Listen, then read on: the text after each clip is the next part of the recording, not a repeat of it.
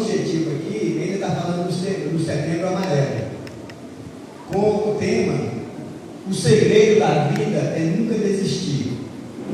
De onde que apareceu esse tema para mim?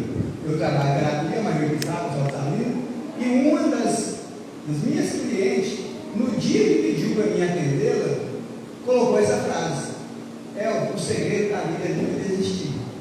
Aí o resto é tudo. Então, mas hoje a gente vai, a vida apresenta desafio, mas a esperança e a resiliência nos impulsiona a seguir em frente. Todos nós, sem exceção, enfrentamos problemas. Problemas são para buscar soluções. E hoje, para a gente que trabalha com a TNG, praticamente sim, não estou discordando não. A doença está na mente. Se a minha mente está doente, meu corpo está doente. Isso aí, uns 3.000 anos atrás, o pessoal já falava isso: mente sã, corpo sã. Mente doente, corpo doente. Então, é super importante a gente valorizar isso. E de uns 7, 8 anos para cá, esses estudos estão aprofundando muito o tanto que uma memória influencia a nossa vida. O tanto que uma memória determina quem eu sou hoje. É tanto que a gente busca resolver isso. Por exemplo, aos 60 anos, não interessa a terapia, mas me interessa de 4 anos, 2 anos, 3 anos, 5 anos. Daí a importância de nós, pais, estarmos atentos ao que acontece com nossos filhos. Valorização das ações dos nossos filhos. Valorização do que eles acham que é importante para eles. E nunca, jamais tentar diminuir essas crianças. Principalmente hoje, praticamente a gente não vê isso. Mas quando a criança não está aprendendo, os próprios pais: você é burro, você não aprende nada, você não consegue ir para frente, você não vai ser ninguém na vida. O nosso cérebro registra isso como uma forma absoluta, assim, eu acho que é verdade. Por quê? Quem está falando é a autoridade. Qual autoridade? Os pais. Porque nós, pais, somos a autoridade dos nossos filhos. O que nós ensinamos, eles aprendem. Se meu pai fala: você não vai aprender, não tem professor que vai conseguir fazer isso. Enquanto eu não conseguir reprocessar essa memória de que naquele momento era meu pai com raiva. Meu pai também com seus problemas, falando que a vida era assim. Então, daí a importância dessa geração que está agora, que os filhos chegam bem mais acelerados, bem mais inteligentes, bem mais perceptíveis, e nós, com a geração mais para trás, mais parada, como a gente enfrenta esse conflito? Daí a importância de entender essa questão das emoções. A causa emocional de suicídio. Compreender a complexidade emocional que pode levar ao suicídio é essencial para a prevenção e o apoio à pessoa em risco. É justamente, como é que eu vou compreender uma emoção? Quando uma pessoa começa a repetir determinado assunto, pode investigar, tá? Talvez seja um paciente é difícil, mas a gente conversa com uma pessoa 5 minutos, você sabe onde está o problema dela. Eu acho que não vai estar falando todo mundo, mas se a gente prestar atenção na reclamação, ele vai repetir umas 2, 3 vezes uma palavra ou qualquer ação. A vida não presta, não ganha dinheiro, não sei o que, a vida está complicada, eles governos que ganhar dinheiro. Qual é o problema dele? Alguma coisa está bloqueando a questão financeira dele, que ele não está conseguindo deslanchar. Daí a importância de urgente resolver isso. Certos fatores podem aumentar o risco, sim, mas não determinam. Não é determinante esses fatos que eu vou colocar aqui, mas é uma das grandes causas. As doenças mentais: depressão, ansiedade, transtorno bipolar, esquizofrenia. Então, a mente precisa ser trabalhada. Nossa mente, eu até brinco, tem que ser feita uma faxina. Literalmente, nós precisamos fazer uma faxina.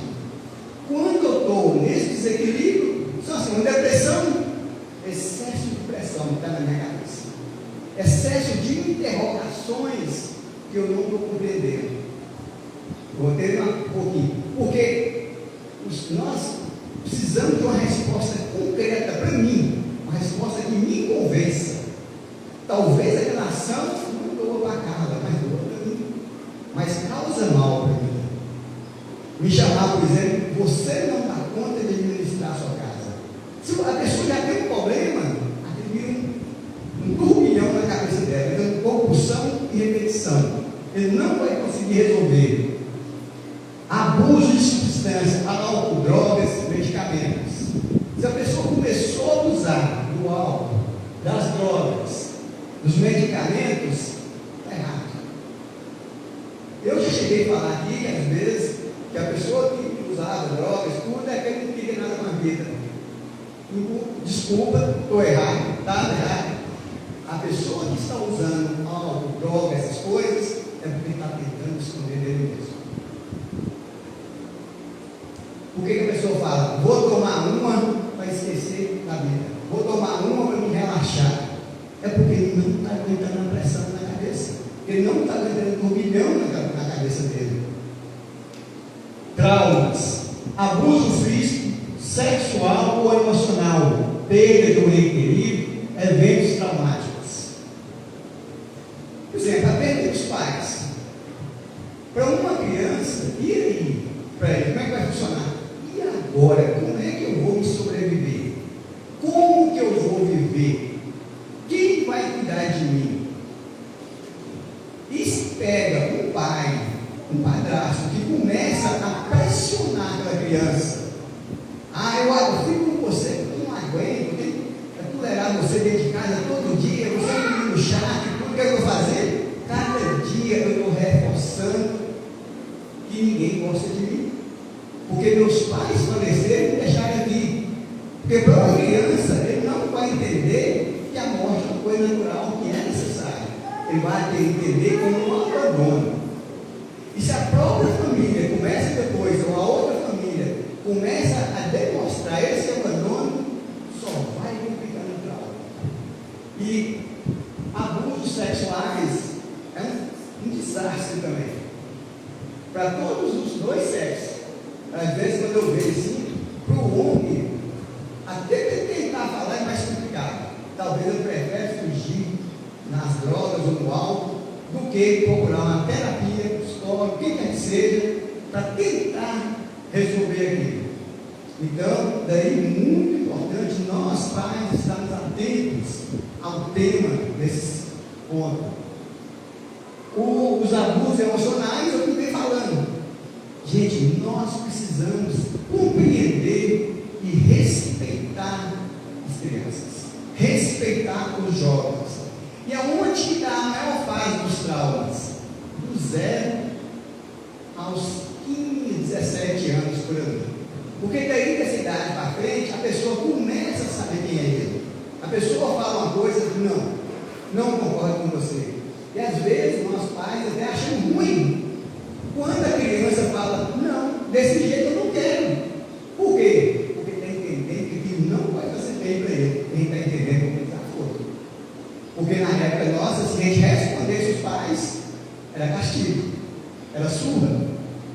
Só que hoje as crianças estão vendo, eu não concordo que eu seja educado, que eu seja conduzido desse jeito. Eu preciso ter minhas atividades, eu preciso brincar, eu preciso gritar, eu preciso correr, eu não preciso ficar o dia todo estudando. Então, ele tem que ficar, você tem que ir atento ao que o outro está pensando, ao que o outro está querendo.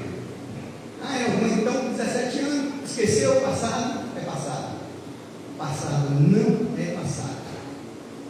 Passado é presente. Para o cérebro não existe passado, como também não existe futuro. Para ele é tudo presente, é tudo aqui e agora. Pode ter acontecido lá no ontem, é presente. Se está incomodando, é presente. E aí começa a repetir as ações daquilo que eu vivi uma criança. Por exemplo, se eu assisto um filme que está naquele assunto, o que eu fiz? A pessoa já sabe. Eu ligo meu gatilho mental. E ali eu fico irritado. A outra pessoa, mas você está irritado com o quê? Nem ele sabe por quê. Porque está dentro lá do nosso consciente. As gavetinhas bagunçadas, desarmadas. Daí precisa arrumar nossa casa mental. Isolamento social, a falta de apoio social, solidão e a sensação de rejeição. Eu até falei o último ali, bem bacana. Sensação de rejeição. Parabéns a todos que estão aqui hoje com os filhos, porque isso é interagir com os filhos, isso é interagir com a família. Porque quantos que estavam aqui dessas crianças que não direcionaram o olhar para o seu pai e para sua mãe? Por quê? Porque ele precisa sentir segurança, ele precisa sentir participativo da vida dele, ele precisa saber que alguém valoriza. E quem é que tem que valorizar ele? Os pais. Eu não fui valorizado, é por isso que tem que cortar o ciclo.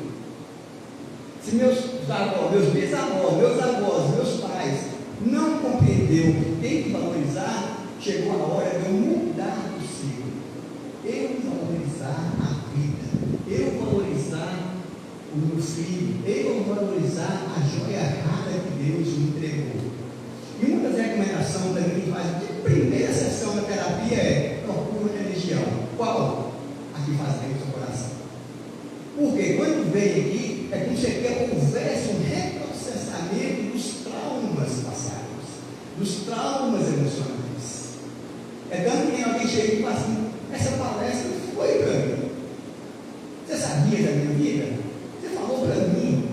Não é porque falou da sua dor e deu solução para a sua dor, apesar de eu não expressar o que você sente. Quantas pessoas que fazem, depois que eu busquei a religião, eu mudei muito. Mas por quê? Porque ele reprocessou o trauma que tinha ali. Problemas financeiros, dívidas, desemprego e estabilidade financeira. Também, a gente pega muitos casos, dinheiro não tem importância, dinheiro não é tudo. Passa um X isso aí. Dinheiro ainda no planeta Terra é tudo. Se eu sair de casa, eu vou pagar um Uber. Se eu sentei na mesa para tomar um café, preciso de dinheiro. Se eu vou almoçar, preciso de dinheiro. Se eu falar que eu não preciso de dinheiro e vou viver, estou vivendo? Estou. Como? Alguém está te bancando. Alguém está custeando o seu café da manhã, o seu almoço, o seu jantar e as suas roupas. Então, agora dinheiro não é tudo quando eu preciso, por exemplo, usar de vender drogas, assassinar alguém para não ganhar muito dinheiro. Aí dinheiro perdeu o sentido. Mas se eu estou trabalhando, eu estou recebendo recompensa por aquilo. E quando eu sinto que eu não sou recompensado, o que vai funcionar na minha sensação? Solidão e rejeição. As pessoas estão simplesmente aproveitando de mim e não valorizam. A maioria dos suicídios é a não valorização que a pessoa está sentindo.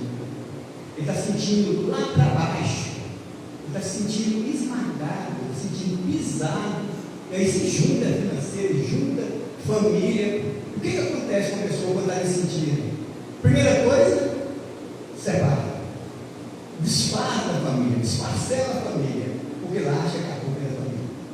Que a família não compreendeu, começa a ficar isolada, ela só vai isolando. Então, por isso que é a atenção, o máximo, e prestar atenção o que pode estar acontecendo com essa pessoa. Problemas familiares, conflito, separação e violência domésticas. Uma pessoa que é extremamente tranquila, extremamente calma, e de repente começa a brigar dentro de casa, começa a brigar dentro de casa. O outro parceiro que fala assim: opa, peraí, o que está acontecendo aqui? O que está acontecendo aqui de fato? E tentar identificar onde está o problema do parceiro. Porque se você começar a gritar e falar: você não presta, você só sabe gritar, não sei o quê, aí é como se faz assim: peraí, meses atrás, eu não discutia. Há 6 meses atrás, eu não gritava. O que está acontecendo? Ativou uma memória de conflito, de instabilidade, de separação, de solidão.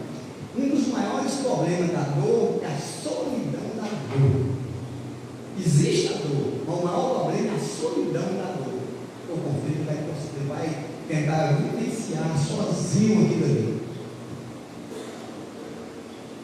Sinais de alerta. É essencial estar atento a sinais de alerta que podem indicar um risco de suicídio. Vai ter vários, mas vamos apresentar isso aqui. Mudanças de comportamento. Nós estamos falando aqui. Se eu sou uma pessoa calma 6 meses atrás e mudo meu comportamento para uma pessoa agressiva, fique esperto, fique atento. Isolamento social, mudanças repetidas de humor, perda de interesse em atividades prazerosas, negligência com aparência pessoal e aumento do uso do álcool e das drogas. Identificou dentro desse sentido da atenção. Mas eu não quero mais viver com aquela pessoa. Não tem problema, dá atenção. E lá para lá, mas dá atenção. Põe a pessoa de novo no caminho da vida. Eu tive uma mulher que ela me procurou. Eu vim aqui para você me fortalecer para me separar do meu marido. Eu fechado. Vou te fortalecer, vou te deixar extremamente forte para você ter uma separação, beleza. Mas com uma condição. Você só pode separar depois na 5ª sessão. Eu não estou aguentando mais a pessoa, mas 5 sessões a mais não vai fazer nenhuma diferença. Eu espero terminar a terapia e eu vou, mas eu vou separar, eu vou. Concluí, terminou a terapia, beleza, tranquilo, deixei quieto, não te contei. E aí, como é que foi a sua separação?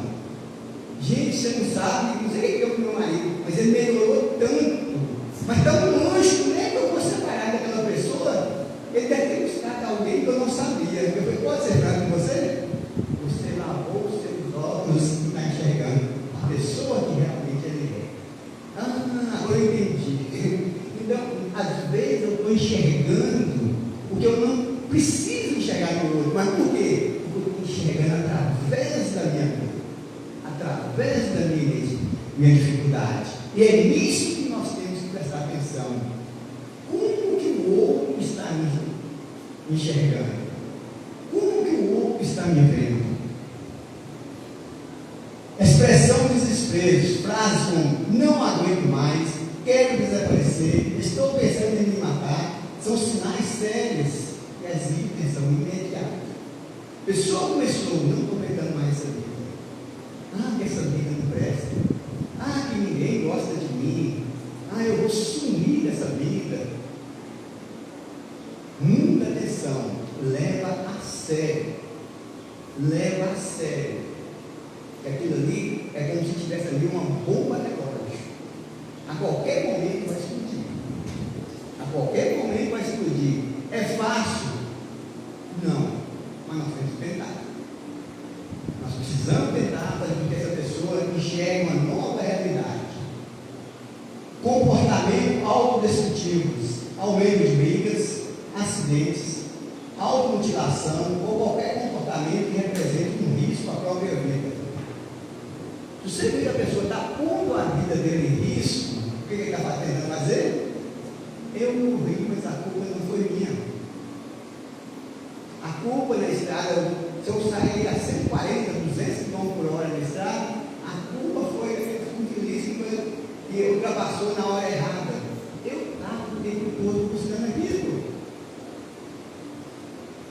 E a pessoa que está pensando nisso é como se ele entrasse no estado assim, automático, sem saber, ele não sabe nem o que ele está fazendo de fato. Porque a intenção dele é esmagar a dor. Não esmagar, é prejudicar a pessoa dele. Ele quer esmagar a dor, ele quer sufocar aquela dor. Não tem pessoas que dão um tiro na cabeça, que querem explodir a dor de cabeça, a dor que está ali rodando no seu subconsciente. Preparativos para a morte, organização de bens pessoais, despedida de amigos e familiares, busca por médico para se suicidar. A pessoa começa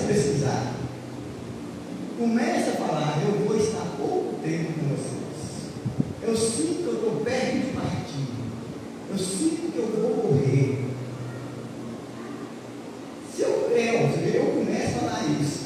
Jovem, do jeito que eu estou. Sadio, do jeito que eu estou. Então desconfia. Se eu nunca tive essas conversas, se eu nunca falei sobre isso, por que um vai perceber, peraí, alguma coisa está errada na cabeça de ela? Por que ele está falando coisas que não condiz com a personalidade dele? Eu não aguento mais. Eu vou sumir de casa, minha mulher não presta, eu vou sumir daqui, eu não volto mais, eu vou caçar um lugar para me viver, porque eu estou querendo me isolar das pessoas que me conhecem. Por quê? Porque eu sinto vergonha de não dar conta do básico. O cérebro não vive do fato, mas sim da interpretação do fato. O fato em si, eu falei, para mim pode me machucar.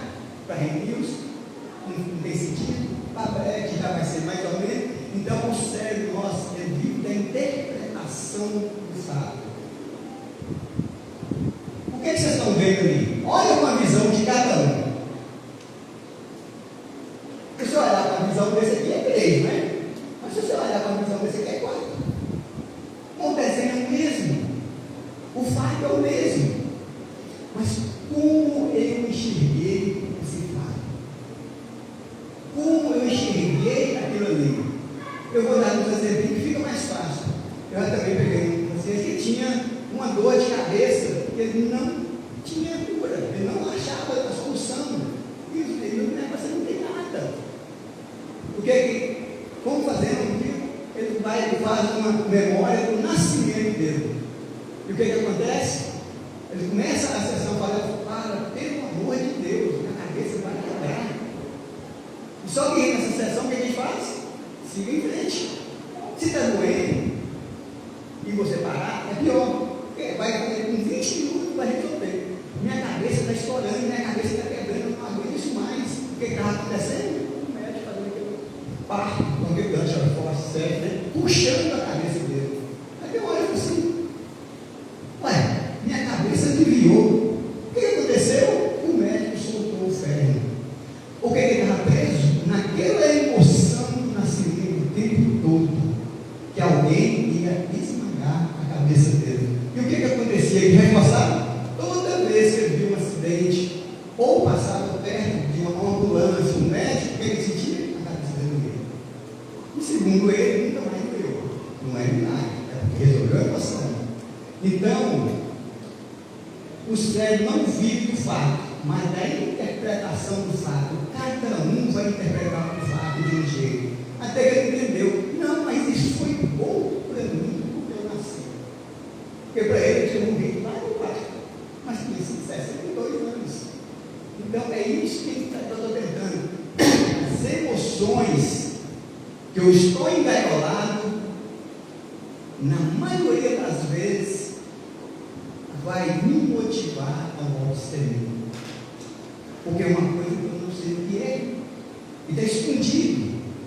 Mas isso eu posso lembrar? Não. O seu cérebro vai te mostrar, se ele tiver certeza que você tem condição de resolver. Senão ele vai ficar bem na gavetinha. Mas se mexer um pouquinho, ele deixa você ver o que é, porque ele sabe que tem condição naquele momento de buscar uma resposta. Cuidado com a saúde mental. É fundamental preparar uma vida plena e feliz. Identifique os gatilhos emocionais e aprenda a resolvê-los. Se a gente pegar por esse exemplo, isso aqui é o nosso cérebro. Você olha esses pontinhos brancos, são bilhões e bilhões de memórias felizes. Carla apresentou para as crianças aqui, divertidamente. É um filme que chama Divertida Mente.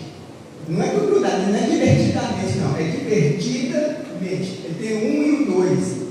É um desenho, teoricamente, para criança. Mas se você prestar atenção, você vai ver como o nosso cérebro funciona. Recomendo a todos assistirem, divertidamente. E o teatro que apresentou aqui foi na hora que tem um conflito com a menina, que ela está saindo de casa. E aí começou toda a raiva, o desespero, e a angústia, a ansiedade. Por quê? Porque ela estava abandonando a sua casa. Ela estava abandonando a sua família. Até que eles conseguem controlar e resolver aquela situação. Primeiro passo que ele tem que fazer, o autoconhecimento, entender suas emoções, pensamento e comportamento, buscando o equilíbrio emocional. Entender o quê? Essas memórias que estão aqui parecendo espinho. Se vocês olharem fixamente para essa memória aqui, a maioria de vocês vão coçar a testa. Eu olho para ela praticamente todo dia, e toda vez que eu olho, minha testa coça. O que é isso? Uma emoção querendo conversar, uma emoção querendo gritar, uma emoção querendo ser entendida. Então, e o que é que minha cabeça dói? Porque essas emoções todas começam a gritar: eu preciso de uma explicação, eu preciso de uma solução. Portanto, jamais deixe as suas crianças, ou mesmo você, sem uma resposta. Eu estou falando aqui agora, eu sou Elvio, cara jovem, 1,80 m, um monte de atleta. O que você dizia? 1,80 m. Aí alguém fala assim: 1,80 m, é errado. Aí vai passar a treina, vai ver que é 1,60 m. Aí o que é isso, velho? Não, ela é brincalhão demais, não importa não, porque eu entendi. Ela gosta de brincar. Agora eu entendi. Mas jamais deixe o seu cérebro, sua mente, sem uma resposta plausível, uma resposta para você, não um conselho. Porque o conselho ele vai entrar e vai subir, mas uma resposta que te convença. Eu tenho mais idade, eu tenho 62 anos, 1,60 m, então muda toda a configuração.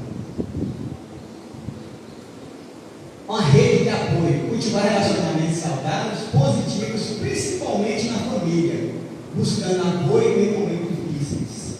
Onde é que também está essa rede de apoio? Aqui na casa espírita, em todos os grupos religiosos, numa caminhada, num passeio de bicicleta, vários. Então você ir começar a enxergar coisas diferentes. Quando eu preciso resolver alguma coisa na minha cabeça, eu dizer assim, eu ponho a bike que anda 50 km. Eu volto novinho. Volto com a solução dos meus problemas. Então, você precisa sair do quadrado. Tem que sair desse quadradinho e caminhar. Tem que mudar a sua vida. Profissional da saúde. Procure ajuda profissional o quanto antes. Sem receio ou sem vergonha. Nós estamos aí. Você vê que às vezes o suicídio está bem para as pessoas mais idosas, porque não está resolvendo. E se vocês viram ali de propósito, começa com o verde, o amarelo e o vermelho. Quando chega no vermelho aqui, está verde. Porque na último caso a pessoa vai buscar um profissional. Na último caso vai buscar um psiquiatra, um psicólogo, terapeuta, quem quer que seja. Ele vai deixar para a última hora. Se alguém desanimar ele nessa fase, terapia e frescuragem. Aí torna um gatilho para tchau para você. Então, prevenir é fácil, mas tem o passo a passo que aí acontece. O amor pode mudar o mundo. Acabou aquela criança feliz e falante. Essa menina que na escola era, vamos chamar assim de ditado popular, a mais nada. Ele falava, a professora reclamava, e tudo era pensamento, tudo era questionado, perguntava um, perguntava outro, até que a coitada da professora teve uma ideia infeliz. Se eu combinar com todos vocês que essa semana vocês ficarem em silêncio, na sexta-feira eu dou um presente. Mas isso era para quê? Para atingir a menina. E ela continuou as conversas, os outros ficaram em silêncio. Na sexta-feira a professora cumpriu o prometido. Deu uma pulseira de presente para cada um. Menos para quem? Para essa criança. Olha para vocês verem o que é um desastre na vida de uma pessoa. Isso chama o quê? Desmerecimento. Ela foi desmerecida na frente dos colegas. E o que foi para ela? Eu não mereço, eu não preciso conversar. conversar, eu não preciso falar, porque se eu falar, ninguém gosta de mim. Olha o entendimento que essa criança teve. Se eu conversar, ninguém gosta de mim. Virou a luta e não o mínimo que ela podia falar, o mínimo que ela podia conversar, porque ela queria que as pessoas gostassem dela. Enquanto não resolveu o trauma que a complicava, ela não mudou de vida. Ela entendeu que o errado era a professora. E até no teatro, a raiva é salutar? Sim. Eu ficava com raiva de casa, que é uma coisa. Mas eu estou fazendo quando ele está fazendo uma sessão, que é uma pessoa assim, estou sentindo raiva, eu falo, yes. Chegou no ponto, aumenta a sua raiva o máximo que você puder. O que está acontecendo? A pessoa está entendendo que a culpa não é dela. Ela está entendendo que ela foi vítima de alguma agressão moral ou de algum assédio moral. Aí a pessoa entende, de repente fala assim, a raiva zerou, e também não estou mais incomodando com essa vergonha. Então, a prevenção vai depender da nossa atenção com como está funcionando o cérebro daquela pessoa, daquele ente querido meu. Fica mais fácil, nosso cérebro é um software de computador. Aqui dentro tem um software. Eu vou pôr na programação que eu quero. E dependendo do vírus que pega ali, bagunça tudo. Aí o computador vai para aquela rodinha assim, todo mundo conhece, não começa nunca. Por quê? Porque pegou um vírus. No nosso ambiente, se pegar um vírus, o melhor remédio